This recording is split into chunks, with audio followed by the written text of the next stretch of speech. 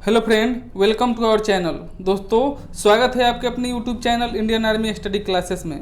दोस्तों, आज इस क्लासेस में मैं आपको बताने वाला हूं केमिस्ट्री का भाग 3। केमिस्ट्री का जो है भाग 3 आपका होगा, जो सिर्फ नर्सिंग असिस्टेंट एवं टेक्निकल वाले के लिए स्पेशल होगा और किसी के लिए नहीं होगा। अगर जीडी वाले चाहें तो थोड़ा बहुत देख सकते हैं, क्योंकि एक दो क्वेश्चन जीडी वाले को इसमें से पूछा जाता है। बाकी जो है 100% जो है टेक्निकल और नर्सिंग असिस्टेंट में ही पूछा जाता है, क्योंकि हमारे समय यही सब क्वेश्चन जो है पूछा गया था। इसलिए मैं आपको ये सब क्वेश्चन आपको यहाँ लाइन बाय लाइन करा रहा हूँ, ताकि जो है आपका एग्जाम में कोई भी समस्या पैदा ना हो और आप आसानी से इस एग्ज़ाम को क्रैक कर जाएँ। तो चलिए, बिना किसी देरी किए मैं इस वीडियो को स्टार्ट करता हूं। आपको क्वेश्चन, उसके बाद ऑप्शन, उसके बाद आंसर भी तीनों चीज़ें आपको बताया जाएगा और आप इसको इत्मीनान से देखिए, समझिए और अपने एग्ज़ाम को क्रैक कीजिए। तो चलिए, पहला क्वेश्चन क्या पूछा है कि निम्न में से किस खनिज द्वारा लोहा प्राप्त किया जाता है। तो दोस्तों, किस खनिज द्वारा लोहा प्राप्त करते हैं, तो आपका ऑप्शन दिया है चूने का पत्थर, पिच ब्लेड, मोनाजाइट और जो है हेमाटाइट। तो दोस्तों, यहाँ मैं आपको आंसर बता दूं कि लोहा प्राप्त करने वाला जो खनिज है आपको हेमाटाइट, इसको कहते हैं हेमाटाइट। याद रखिएगा, हेमाटाइट। जंग लगने पर लोहे का भार क्या होता है दोस्तों? बढ़ जाता है, घट जाता है, परिवर्तन अपरिवर्तित रहता है, यानी कि कोई परिवर्तन नहीं होता या परिवर्तित होता है। तो आपका 4 ऑप्शन दिए गए। आप बताइए कि लोहे जंग लगने पर लोहे का जो है भार क्या होता है। तो दोस्तों, यहाँ हमेशा जो है जंग लगने पर लोहे के बाहर बढ़ जाता है। याद रखिएगा, जब लोहा मूर्छा खाता है तो उसका वजन जो है थोड़ा बढ़ जाता है, तो यही आपका बढ़ जाता है। क्वेश्चन नंबर 3 पूछा है, स्टील को कठोरता प्रदान करने के लिए मिलाई जाती है। तो स्टील को दोस्तों हार्ड बनाने यानी कठोर बनाने के लिए क्या मिलाई जाती है? तो ऑप्शन रहा आपका कार्बन, मैग्नीज, सिलिकॉन, क्रोमियम। तो दोस्तों, यहाँ मैं आपको बता दूं कि स्टील को जो है कठोर बनाने के लिए हमको क्रोमियम में इसमें मिलाना पड़ता है। देखिए, बहुत ही इंपॉर्टेंट क्वेश्चन जो उस समय पूछा गया था, नीला थोथा है। नीला थोथा किसे कहते हैं दोस्तों? तो नीला थोथा जो है आपको, नीला थोथा जो है कॉपर सल्फेट को कहते हैं, कॉपर सल्फेट को। बोला है इस्पात या आयरन की वस्तु में जिंक की पतली परत को लेपन का नाम क्या है? तो दोस्तों, जो है इस्पात यानी कि लोहा में जो है लोहा की वस्तु में जिंक की पतली परत या लेपन का नाम क्या कहते हैं दोस्तों? तो इसे कहते हैं हम लोग यशद लेपन, यानी कि यशद लेपन, गैल्वेनाइजेशन जो होता है, यशद लेपन। इसको घुमा फिरा के पूछा है, आप इसको याद रखिएगा। गैल्वेनाइजेशन कहे या यशद लेपन कहे, दोनों का मतलब एक ही होता है। जो लोहा या इस्पात पे जो है पतली परत चढ़ाया जाता है, उसे ही कहते हैं। देखिए, सीरीज 2004 में आपको पूछा गया था। 106 पूछा है, निम्न में कौन सी धातु बिजली की सबसे अधिक कुछ सुचालक है। तो इसमें से कौन सी धातु जो है बिजली की सबसे अधिक सुचालक है दोस्तों? तो बिजली की सबसे अधिक सुचालक जो होती है, यहाँ याद रखिएगा आप, ऑप्शन दिए गए सोना, चांदी, तांबा, जस्ता। तो यहाँ आपका करेक्ट आंसर हो जाएगा दोस्तों, बिजली का सबसे अधिक सुचालक होता है चांदी। Option B is the correct होगा, चांदी। फोटोग्राफी में उपयोग यौगिक तत्व है।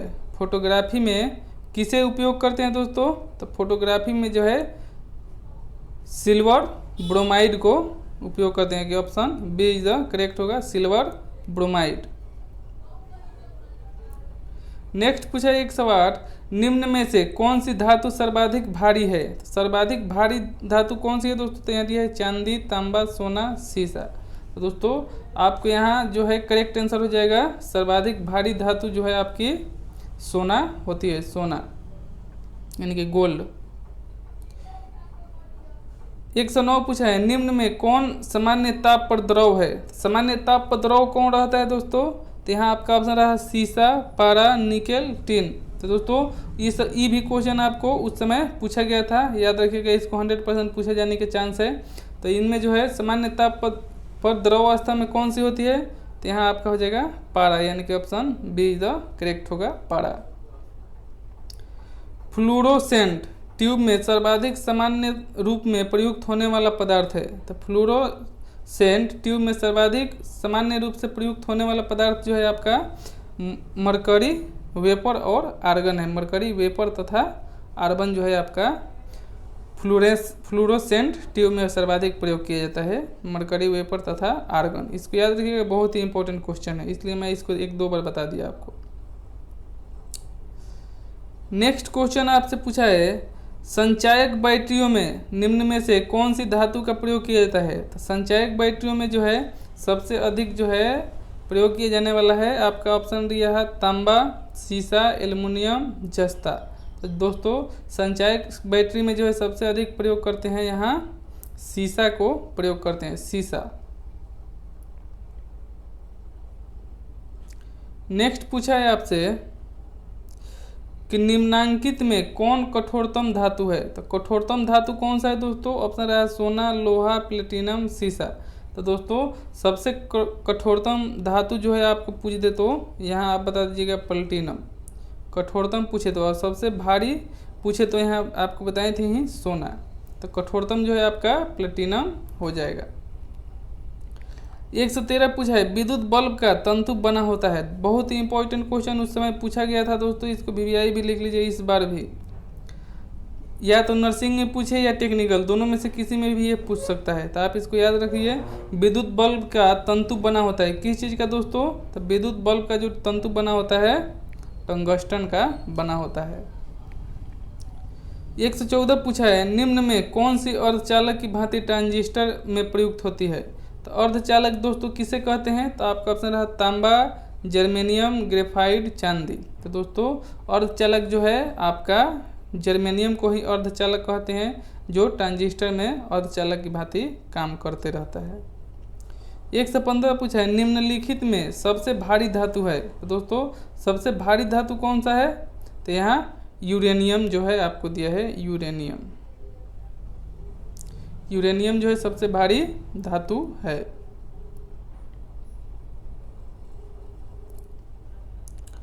116 पूछा है, निम्नलिखित में किन तत्वों के लवणों द्वारा आतिशबाजी में रंग प्राप्त किया जाता है। तो निम्नलिखित में से किन तत्वों के लवणों द्वारा आतिशबाजी में रंग प्राप्त किया जाता है दोस्तों।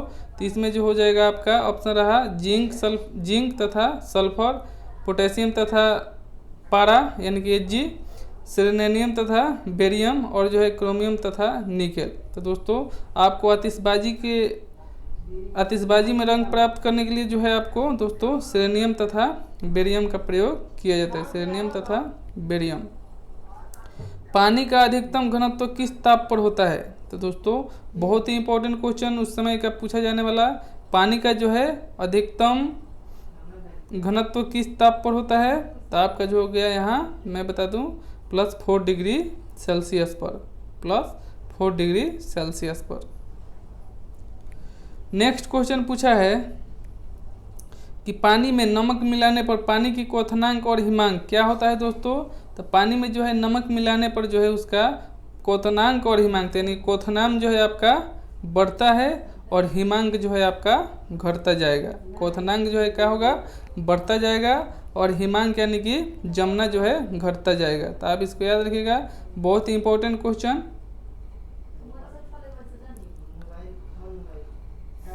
119 पूछा है, जल की अस्थायी कठोरता का कारण है। जल की अस्थायी कठोरता का कारण क्या है। तो आपका ऑप्शन रहा है कैल्शियम तथा मैग्नीशियम के कार्बोनेट, कैल्शियम तथा मैग्नीशियम के कार्बोनेट, बाइकार्बोनेट और जो है तीसरा है कैल्शियम तथा मैग्नीशियम के क्लोराइड तथा सल्फेट और उपयुक्त में से कोई नहीं। तो दोस्तों जल के अस्थायी कठोरता का कारण जो है यहाँ आपका आंसर हो जाएगा कैल्शियम तथा मैग्नीशियम के क्लोराइड तथा सल्फेट जो है आपके जल के अस्थायी कठोरता का कारण है। भारी जल एक प्रकार का क्या है। तो भारी जल जो है एक प्रकार का आपका शीतलक है कि मंदक है कि अयस्क है कि ईंधन है। तो दोस्तों भारी जल जो है आपका एक प्रकार का मंदक है, जिसका कभी कल पूछता है कि भारी जल का केमिकल फार्मूला बताइए, इसका सूत्र। तो D2O होता है, D2O। यह जो है मंदक के रूप में कार्य करता है, याद रखिएगा। 121 पूछा है, सभी जैव यौगिकों का अनिवार्य मूल तत्व है। तो सभी जैव यौगिकों का अनिवार्य मूल तत्व क्या है दोस्तों। तो यहाँ दिया है नाइट्रोजन, ऑक्सीजन, कार्बन और जो है गंधक। तो दोस्तों यहाँ हमेशा ये चीज़ याद रखना, बहुत ही वीवीआई क्वेश्चन है ये चीज़ कि जो है सभी यौगिकों में अनिवार्य मूल रूप से क्या होता है, तो आपका जो है कार्बन सभी यौगिकों में वर्तमान होते हैं, यानी कि option C is the correct होगा।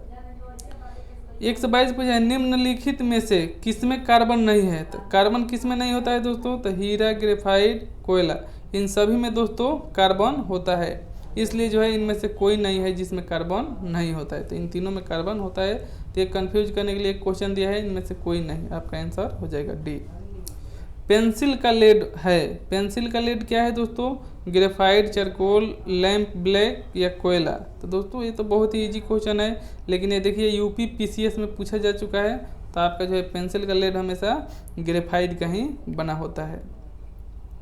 24 नंबर पूछा है 100, कोयले के निम्नलिखित प्रकारों में से किस एक में शेष प्रकारों की अपेक्षा अधिक प्रतिशत अंश कार्बन का होता है, तो सबसे अधिक जो है कार्बन का अंश किस में होता है, तो कोयले का जो 4 पार्ट होते हैं, बटुमिनस, लिग्नाइट, पीट और एंथ्रासाइड।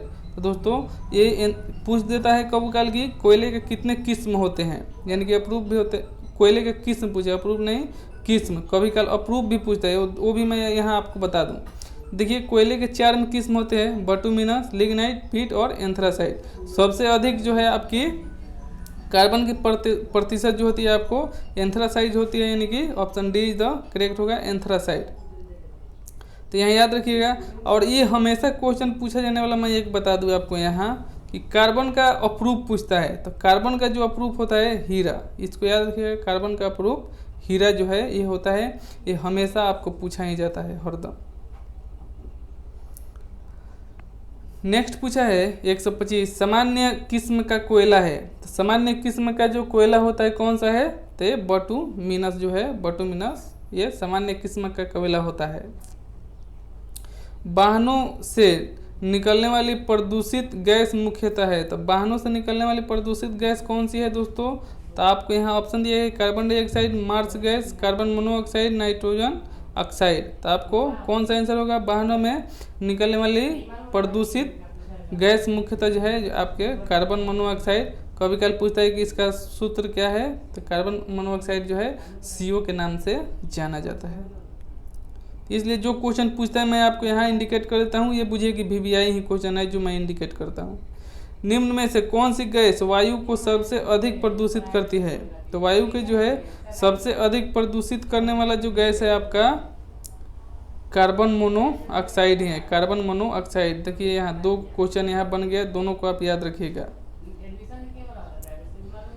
128 बजाय शुष्क बर्फ है, तो शुष्क बर्फ क्या होता है दोस्तों, ठोस पानी होता है या ठोस कार्बन डाइऑक्साइड निर्जलक होता है या ठोस H2O2 होता है। तो दोस्तों मैं आपको बता दी बहुत ही वीवीआई क्वेश्चन कि शुष्क बर्फ किसे कहते हैं, तो शुष्क बर्फ जो होता है आपका ठोस कार्बन डाइऑक्साइड होता है, ठोस कार्बन डाइऑक्साइड को ही शुष्क बर्फ कहते हैं, इसलिए बर्फ खाना बहुत ही बेकार है, आप मत खाइएगा। क्वार्टर किससे बनता है, तो क्वार्टर जो है किससे बनता है दोस्तों, ऑप्शन रहा कैल्शियम सल्फेट से, कैल्शियम सिलिकेट से, सोडियम सल्फेट से या सोडियम सिलिकेट से। तो क्वार्ट जो बनने का कारण होता है, यानी कि क्वार्ट जो बनाया जाता है आपको कैल्शियम सिलिकेट, यानी कि option B is the correct होगा, कैल्शियम सिलिकेट। 130 पूछा है डॉक्टरों द्वारा एनीस्थीसिया के रूप में प्रयोग होने वाला हास्य गैस है, यानी कि दोस्तों जो डॉक्टरों द्वारा एनीस्थीसिया यानी कि बेहोशी के जो डॉक्टर होते हैं के रूप में प्रयोग होने वाली हास्य गैस, यानी कि लाफिंग गैस इसको कहते हैं, लाफिंग गैस। यह क्या है दोस्तों, तो लाफिंग गैस किसे कहते हैं, जिसे बेहोशी के रूप में ही प्रयोग किया जाता है दोस्तों। तो ये जो है आपका ऑप्शन रहा nitrogen, nitrogen oxide, nitrous oxide, ये है नाइट्रोजन डाइऑक्साइड। तो दोस्तों यहाँ जो है लाफिंग गैस इसको कहिए, हास्य गैस या लाफिंग गैस या एनीस्थीसिया के रूप में जो डॉक्टरों द्वारा दिए जाने वाला जो गैस है ये कौन सा है आपका, तो नाइट्रस ऑक्साइड है, नाइट्रस ऑक्साइड याद रखिएगा, नाइट्रस ऑक्साइड। और ये नाइट्रस ऑक्साइड ही नहीं, इसको आप सूत्र भी पूछता है कभी कभी नाइट्रस ऑक्साइड का, तो N2O होता है इसका सूत्र। ये हमेशा पूछा जाता है कि नाइट्रस ऑक्साइड का सूत्र क्या होता है, तो N2O होता है आपका नाइट्रस ऑक्साइड। नेक्स्ट पूछा है 131 कि घरेलू परिस्थिति में सामान्य कौन सा प्रशीतक प्रयोग में लाते हैं?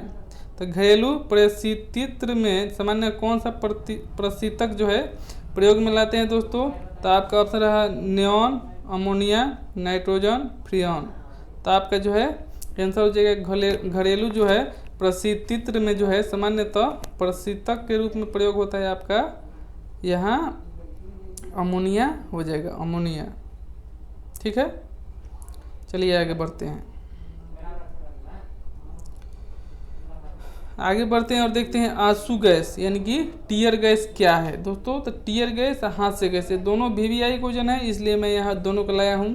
तो आंसू गैस किसे कहते हैं? अमोनिया को कहते हैं, क्लोरीन को कहते हैं, हाइड्रोजन क्लोराइड को कहते हैं, हाइड्रोजन सल्फाइड को कहते हैं। तो दोस्तों आंसू गैस जो है आपको हमेशा क्लोरीन को ही कहा जाता है, क्लोरीन। यानी कि टीयर गैस पूछे या आंसू गैस, तो क्लोरीन है आपका। भूपर्पट्टी में सर्वाधिक पाया जाने वाला तत्व है? तो भूपर्पट्टी में जो है सबसे अधिक पाया जाने वाला क्या है? ऑक्सीजन, नाइट्रोजन, मैग्नीशियम या सिलिकॉन। दोस्तों आपके यहाँ करेक्ट आंसर जो हो जाएगा भूपर्पट्टी में सर्वाधिक पाया जाने वाला जो है ऑक्सीजन है, ऑक्सीजन। निम्नलिखित में कौन सा एक अनुचुंबकीय है? तो अनुचुंबकीय कौन सा है? लोहा, हाइड्रोजन, ऑक्सीजन, नाइट्रोजन। तो दोस्तों निम्न में से कौन सा अनुचुंबकीय है? तो यहाँ आपका जो हो जाएगा अनुचुंबकीय जो कहते हैं हम ऑक्सीजन को भी कहा जाता है अनुचुंबकीय, याद रखिएगा ऑक्सीजन। ऑक्सीजन और ओजोन क्या है दोस्तों? तो एलोट्रोप या आइसोट्रोप्स या आइसोमर्स या आइसोबर्स। तो दोस्तों क्या है ऑक्सीजन और ओजोन? तो ये एक दूसरे के जो है अपरूप, इसको याद रखिएगा, अपरूप, अपरूप इसको याद रखिएगा दोस्तों। यहाँ इसको इंग्लिश में कहते हैं एलोट्रोप्स, यानी कि option A is the correct होगा, एलोट्रोप, जिसको अपरूप भी कहते हैं। तो ऑक्सीजन और क्या ओजोन क्या है?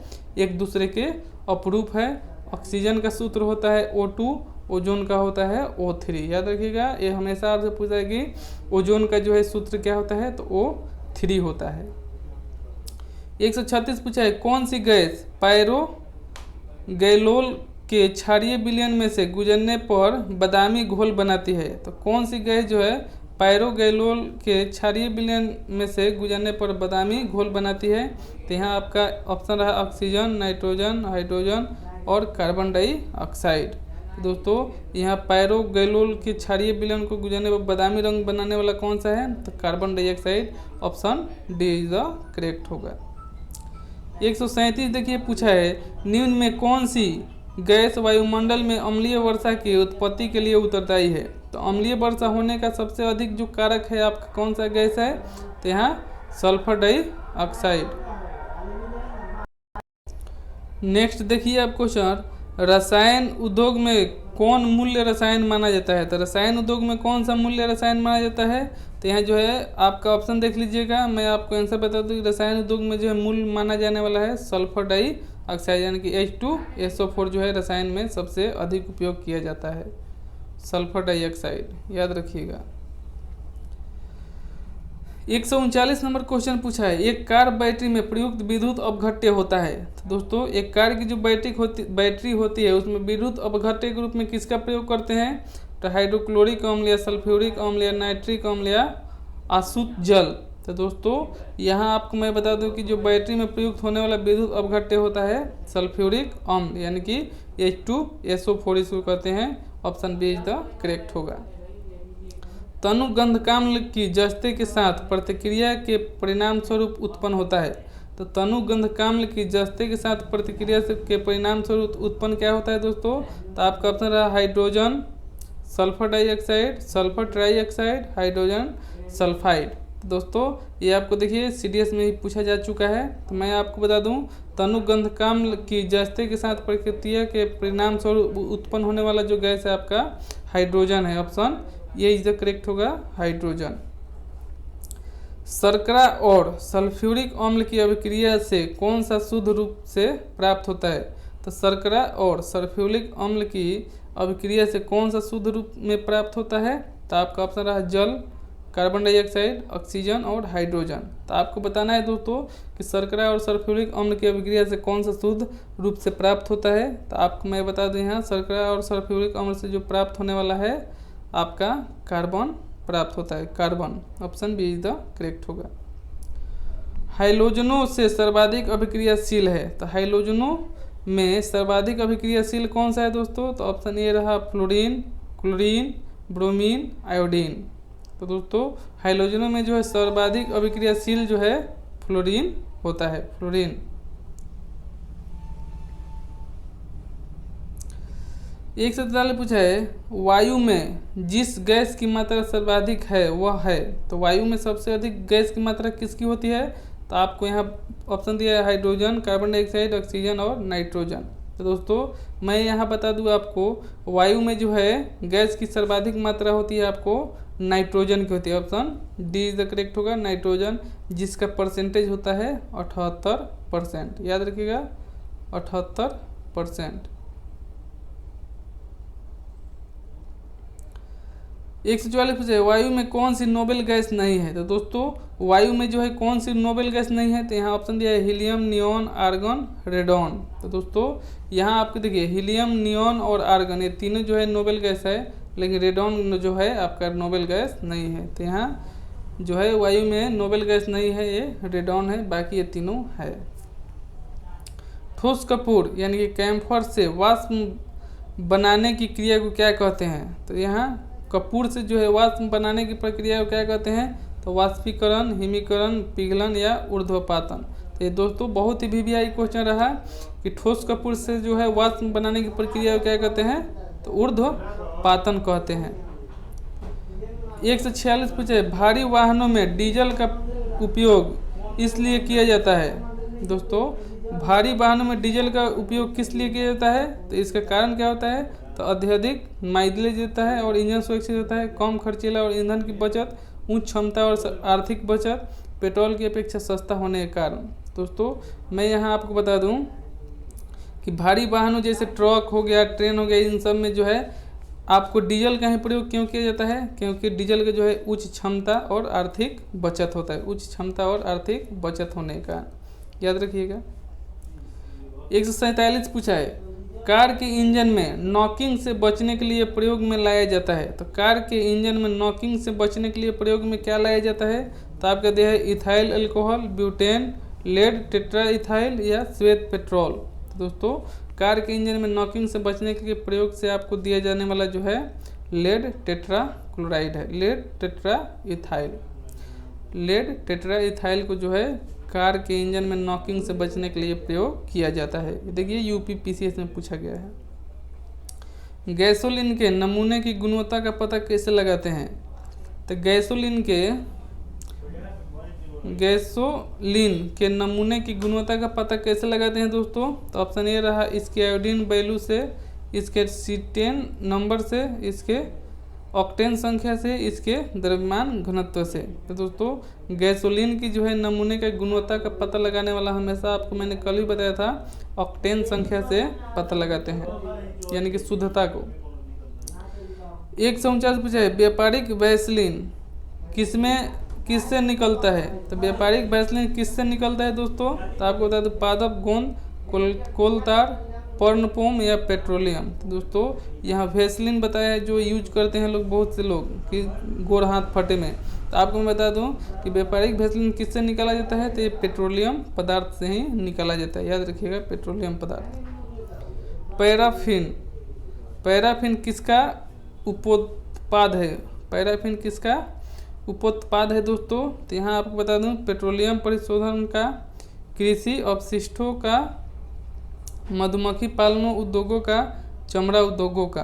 दोस्तों ये देखिए सीपीओ में पूछा गया है, यानी कि ऐसे सीपीओ में। तो आपको मैं बता दूं पैराफिन जो है किसका उपोत्पाद है। तो ये जो है पेट्रोलियम परिशोधन का उपोत्पाद है। तो दोस्तों यहाँ आपका 50 क्वेश्चन क्लियर रहा, और जो है नेक्स्ट वीडियो में चौथा भाग लाऊंगा, उसमें 50 क्वेश्चन लाऊंगा। और ये क्वेश्चन मैंने पहले ही आपको बता दिया है कि ये जो है बहुत ही वीवीआई क्वेश्चन है, आपके टेक्निकल तथा NA यानी कि नर्सिंग असिस्टेंस के लिए। तो दोस्तों आई होप आप इन क्वेश्चन को समझे होंगे और याद भी कर लिए होंगे। दोस्तों यदि एक बार में नहीं याद हो आप 2 बार देखिए, और बचे हुए 2 वीडियो मैंने आपको पहले बताए हैं वो भी देख लीजिए। आपको जो है बायोलॉजी का भी 7-8 भाग बता दिया हूँ, वो भी आप देख लीजिए, ताकि जो है आपका कोई भी क्वेश्चन छूटे नहीं, आप आसानी से जो है अपना एग्ज़ाम क्रैक कर जाएं। दोस्तों चलिए फिर मिलेंगे नेक्स्ट वीडियो में। थैंक यू, जय हिंद।